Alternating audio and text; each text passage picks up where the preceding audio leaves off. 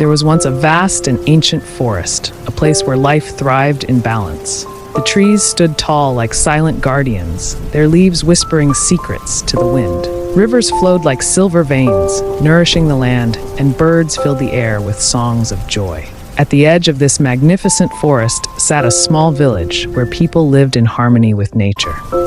In a picturesque landscape where nature flourished, rabbits played, deer grazed, and birds sang joyfully, painted a vivid picture of harmony between wildlife and the nurturing river. The small village, a peaceful haven at the forest's edge, thrived in this idyllic setting, embodying the beauty of coexistence with nature. The river, like a silver thread, wove through the landscape, connecting all living things in a tapestry of life and joy. In the heart of the village, under the shade of a great banyan tree, lived an old and wise man named Elder Surya. He had watched over the village for many years, teaching the people that the forest was not just trees and rivers, it was their home, their protector, and their greatest teacher. For many generations, the villagers followed the wisdom of Elder Surya. They took only what they needed from the forest, ensuring that for every tree cut, another was planted. They used water wisely, knowing that every drop was a gift. Birds nested in the trees, animals roamed freely, and the village flourished alongside the forest. But as time passed, a new generation forgot the old ways. Some villagers saw the forest as a resource to exploit, rather than a home to cherish. They cut down trees carelessly, clearing more land for farms and houses. The river's water was used wastefully, and animals began to struggle to find food. Elder Surya watched in silence, his heart heavy with worry. He knew that nature always speaks, but few truly listen. Seasons changed, and soon the forest began to suffer. Without enough trees, the wind howled fiercely through the village, carrying dust where cool breezes once flowed.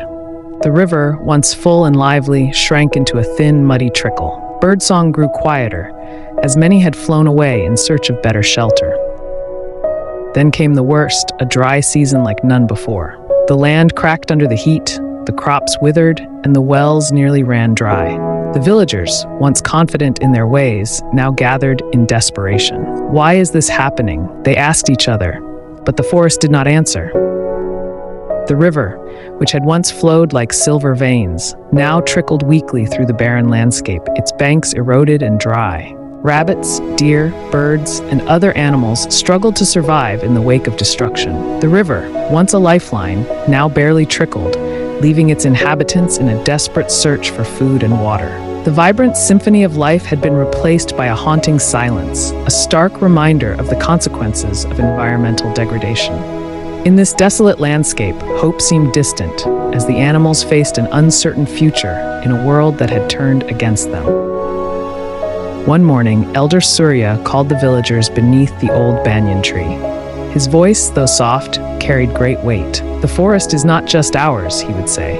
"It is the home of all living things. If we take care of it, it will take care of us. If we harm it, we harm ourselves. The forest is speaking to us," he said. "It is crying for help. But do we have the heart to listen?" The villagers lowered their heads. They knew what they had done. A young child, barely old enough to understand the world, looked up and asked, "Can we save it?" Elder Surya smiled gently. "Yes, my child, but we must act with patience and wisdom." That morning, the villagers gathered with renewed purpose. They promised to restore what had been lost, not just for themselves, but for the future. Then, at that time, they began their work. Some dug small ponds to collect rainwater so that animals would not go thirsty. Others planted young trees, ensuring that shade and shelter would return. Children carried bowls of grains and seeds, feeding the hungry birds who had lost their homes. It was not easy. The forest did not heal overnight. The sun still burned and the land remained dry. But step by step, life returned. Months passed, and then the first rains came. The villagers cheered as water filled the ponds, quenching the thirst of the earth. Young trees, once fragile saplings, now stood firm with fresh green leaves. Birds returned, filling the sky with their songs, as if thanking the people for their kindness. And finally, the river flowed once more. Elder Surya watched with quiet joy. The villagers had learned a great lesson, not just about the forest, but about respect, patience, and unity. In a breathtaking transformation, the forest that once bore the scars of destruction now stood vibrant and alive. The river, once a mere trickle, flowed robustly through the heart of the woodland, its waters sparkling like diamonds under the sun. The strong, green trees and the flowing river not only nourished the land, but also provided fresh air and a sense of harmony for the village. In this vibrant ecosystem, life flourished once more, creating a sanctuary of beauty and joy where both wildlife and humans thrived together in perfect balance. In a serene clearing within a lush, vibrant forest, a group of children gathered around an elder, their eyes wide with curiosity and wonder. The sun filtered through the thick canopy above, casting dappled shadows on the forest floor, where wildflowers bloomed and the air was filled with the sweet scent of earth and greenery. This was a special day, as the elder was about to share an important lesson about the forest and the vital role it played in their lives. This poignant scene illustrated the vital lesson about the importance of taking care of the forest. Through the elder's teachings, the children learned not only about the interconnectedness of life, but also about their role as stewards of the environment. With newfound knowledge and determination, they left the clearing, ready to protect and nurture the forest that had given them so much joy and sustenance, ensuring its beauty and vitality for generations to come. This heartwarming scene depicted a village filled with happiness and gratitude for the forest that sustained them.